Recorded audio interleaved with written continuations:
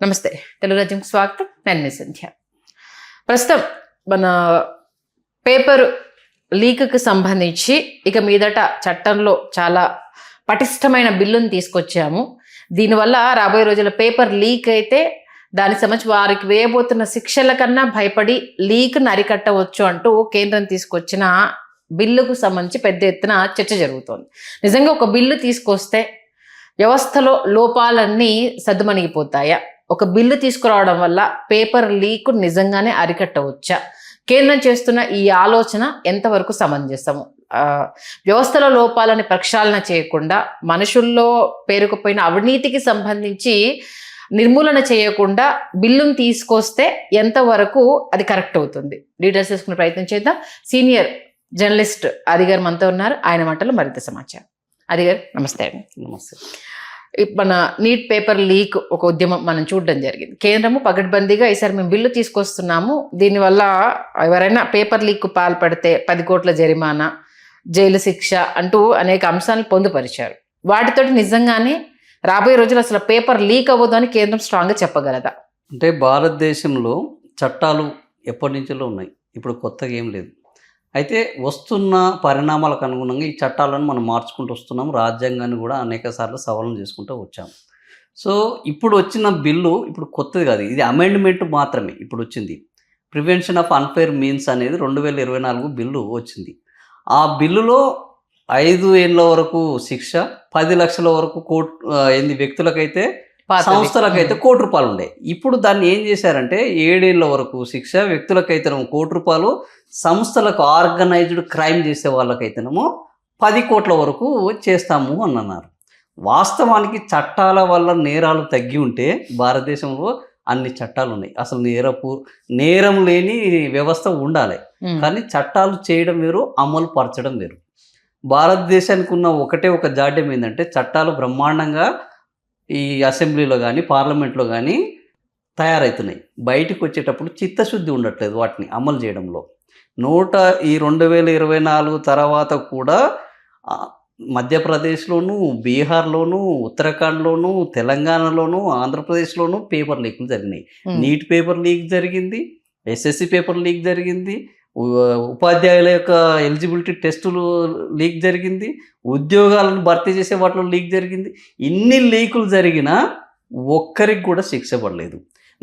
CBI ఎంక్వైరీలు చేశారు, 45 మంది మీద ఛార్జ్ షీట్ వేశారు, 44 మందిని విడుదల చేసేసారు. ఇది మొన్న గౌరవ్ గొగోయ్ అనే పార్లమెంట్లో చెప్పారు.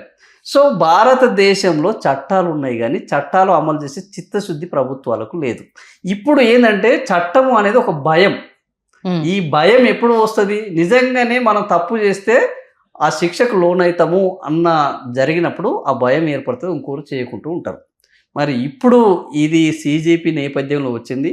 ఈ తర్వాత నిజంగా ఇప్పుడు ఈ లీక్ అయినది కదా, ఈ లీక్ అయిన వాళ్లకు, ఈ నీట్ ఎగ్జామ్లో దొరికిన వాళ్లకు ఏ మేరకు శిక్షలు పడతాయి, ఇక ఈ తర్వాత జరిగే వాటిల్లో ఏ మేరకు శిక్షలు పడతాయనే దాని మీద ఈ చట్టం వల్ల లీకులు జరుగుతాయా లేదా అనేది తెలుస్తుంది అంతే. ఓకే, అంటే చట్టం తీసుకొచ్చినంత మాత్రాన లీకులు ఆగుతాయి అన్నది అయితే ఎక్కడా లేదు, అంతేనా? మనకు చట్టాలు అన్నట్టున్నాయి. 2024లోనే వచ్చింది ఈ చట్టం. ఒక్కరికి కూడా ఇప్పటి వరకు 5 ఏళ్ళ శిక్ష పడలేదు, ₹1 జరిమానా విధించలేదు. ఓకే, మరి లీకులు జరగలేదంటే అనేక లీకులు జరిగినాయి, అనేక రాష్ట్రాల్లో జరిగినాయి. నేరుగా నీటే 2 సార్లు లీక్ జరిగింది. ఇదే ఎవరు? మన బీజేపీ ఎన్డీఏ కూటమి ప్రభుత్వంలోనే. సో చట్టం లేదా? ఉంది కానీ శిక్షలు పడట్లేదు. అంటే తప్పించుకోవడానికి 100 మార్గాలు ఉన్నాయి. వీళ్ళకు కూడా ఆ విల్ అనేది లేదు, గవర్నమెంట్కి ఆ విల్ అనేది ఉండదు. ఎందుకంటే ఆల్వేస్ ఇట్ ఈస్ పొలిటికల్. ఒక ఎంపీ కొడుకుంటాడు, ఇలా ఒక మినిస్టర్ కొడుకుంటాడు, ఒక ఐఏఎస్ ఆఫీసర్ కొడుకుంటారు. వీళ్ళు పెద్ద ముఠాగా తయారు ఉంటారు. ఈ ముఠాను టచ్ చేస్తే వీళ్ళ యొక్క రాజకీయ పునాదులే కదిలిపోతాయి. కాబట్టి ఆ రాజకీయ పునాదులు కదిలిపెట్టే వరకు వీళ్ళు వెళ్ళరు. ఫలితంగా సామాన్యులు బలైతుంటారు. ఈ మాఫియా చేసే వాళ్ళందరూ రాజకీయ అండదండలతోటి భద్రంగానే ఉంటారు. ఓకే, మరి అలాంటప్పుడు బిల్లు తీసుకురావడం వల్ల ఉపయోగం ఏముంటుంది? అంటే ఏ ఉద్యమం వచ్చినప్పుడైనా ఆ ఉద్యమాన్ని శాంతింప చేయాలి అని అంటే ఏదో ఒక రకమైన కార్యక్రమాన్ని, ఇప్పుడు మనకు కూడా సిగం వచ్చినప్పుడు బొట్టు పెడతారు. అవునా? దేవుడు మరి సిగం రాదా మళ్ళీ ఒకసారి? వస్తుంది. కానీ మరి బొట్టు ఎందుకు పెట్టిర్రు? ఇప్పుడు బొట్టు పెడితే సిగం ఆగుతుంది. ఇప్పుడు సీజేపీ సిగం ఊగింది, అవునా? మరి బొట్టు పెట్టాలి కదా ఆ సిగం తగ్గాలంటే. సో ఒక బిల్లులో మళ్ళా కొత్త అమెండ్మెంట్ తీసుకొచ్చాం. ఇప్పుడు సీజేపీ హ్యాపీ. సీజేపీ ఉద్యమం ఏంది? దీనికి కఠినమైన చట్టాలు రావాలి. ఆ ధర్మేంద్ర ప్రధాన్ని రాజీనామా చేయించారు. ధర్మేంద్ర ప్రధాన్ని రాజీనామా చేయించారు. ఇంకో 5 ఏళ్ళు ఎక్స్ట్రా పొడిగించారు. ₹1 10 కోట్లు చేశారు. Now BJP happy, CJP happy. మళ్ళా జరిగిందనుకో మళ్ళా ఉద్యమం వస్తుంది, మళ్ళా బిల్లు అమెండ్మెంట్ జరుగుతుంది. ఓకే, ఇంకో ఇద్దరికి అప్పుడు మళ్ళా ఇద్దరిని శిక్షిస్తారు. అంటే ఇప్పుడు మీరు చెప్పే దాని ప్రకారం అంటే బిల్లుల్లో కాదు మన చట్టాల్లో మార్పులు చేర్పులు చేయాలన్నా? చట్టాల్లో మార్పులు చేర్పులు చేస్తున్నారు, కానీ దాన్ని అమలు చేయడంలో చిత్తశుద్ధి ఉండట్లేదు. అమలు చేస్తే ఇప్పుడు అమెరికాలో కానీ, చైనాలో కానీ, దుబాయ్లో కానీ చట్టం ఉంటుంది. ఎవరన్నా దొంగతనం చేస్తే చేతులు కట్ చేస్తారు, లైంగిక దాడి చేస్తే మొత్తం అదే తీసేస్తారు, మరణ శిక్ష విధిస్తారు. కఠినమైన చట్టాల వల్ల క్రైమ్ రేటు తగ్గుతుంది.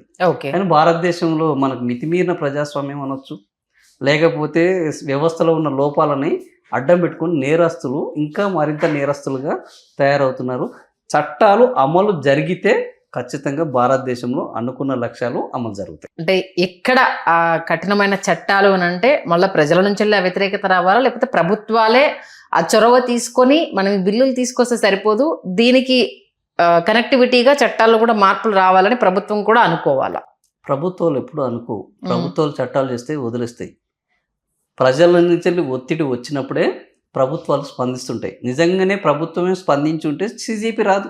ఓకే, నిజంగానే లీకులు జరిగినప్పుడు వాళ్ళ మీద శిక్షలు జరిగి ఉంటే సీజేపీ పుట్టకనే పోయేది. అంటే ఇప్పుడు చేస్తున్న ఈ చట్టాలు పర్ఫెక్ట్ గా ఇంప్లిమెంట్ అవ్వాలని కూడా ఇప్పుడు నరేంద్ర మోడీకి ఒక వీళ్ళు ఉన్నది సపోజ్, ఆ క్యాబినెట్ మొత్తం ఉండకపోవచ్చు, అలా ధర్మేంద్ర ప్రధాన్ కొడుకే ఉండొచ్చు.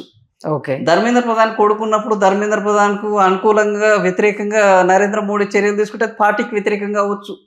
సో ఇలాంటి అన్ని చర్యల వల్ల కొన్నిసార్లు వాళ్ళకు ఇష్టం ఉన్న వ్యవస్థని కాపాడుకోవడంలో వాళ్ళు వెనుకడిగేయాల్సి వస్తుంది. అప్పుడు ప్రజల నుంచి వ్యతిరేకత వస్తుంది. ఆ వ్యతిరేకత వచ్చినప్పుడు వీళ్ళకి తప్పనిసరిగా ఇప్పుడు ధర్మేంద్ర ప్రధాన్ మొదట రాజీనామా చేసిండా? చేయలేదు. వ్యతిరేకత వచ్చినప్పుడు చేశాడు. ఇట్లాంటి ప్రజా పోరాటాల వల్లనే చట్టాలు వస్తున్నాయి, ప్రజా పోరాటాల వల్లనే ప్రజాస్వామ్యం నిలబడుతుంది, ప్రభుత్వాల దయాదక్షిణలతోటి కాదు. కాకపోతే అవేవో నామమాత్రంగా ఏదో కంటి తుడుపు చర్యగా మాత్రమే ఈ బిల్లుల రూపంలో లేకపోతే ఈ రాజీనామాల రూపంలో అప్పటి వరకు మమ్మ అనిపించేస్తున్నారు. చాలు. ఓకే, చూద్దాం మరి ఈసారి తీసుకొచ్చిన ఈ బిల్లు, ఎందుకంటే యావత్ యూత్ దీనికి రియాక్ట్ అయింది కాబట్టి మరొకసారి లీక్ అవ్వకుండా తగిన జాగ్రత్తలు తీసుకునే అవకాశం ఎంతవరకు ఉంటుంది, మరి 7 ఏళ్ల శిక్ష 10 కోట్ల జరిమానా అనేదాన్ని ఎంతవరకు ఆ లీకు రాజులు పరిగణలోకి తీసుకుంటారనేది. ఎందుకంటే లీక్ అయిందని తెలిస్తే ప్రాబ్లం, కాకుండా పగడ్బందీగా చేశారనుకోండి దానికి ఇంకా సమస్య లేదు కదా. చూద్దాం ఏం జరుగుతుందని. మంచి విశ్లేషణ ఇచ్చారు. థ్యాంక్ యూ అండి. Thank you.